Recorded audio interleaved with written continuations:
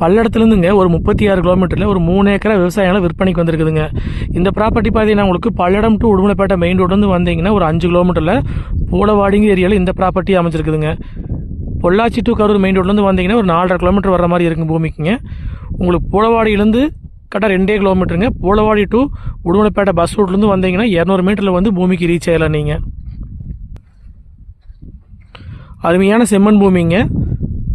இந்த பூமிக்கு பார்த்தீங்கன்னா உங்களுக்கு கிணறோ சர்வீஸோ கிடையாதுங்க. பிஏபி வாய்க்கால் தண்ணி மட்டும் பாயுங்க.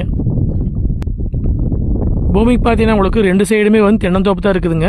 இந்த ப்ராப்பர்ட்டிக்கு பார்த்தீங்கன்னா மேகோட்லையும் பிஏபி கிளை வைக்கல் போயிட்டு இருக்குதுங்க. கிழகோட்லையும் பார்த்தீங்கன்னா பிஏபி கிளை வைக்கல் போயிட்டு இருக்குதுங்க.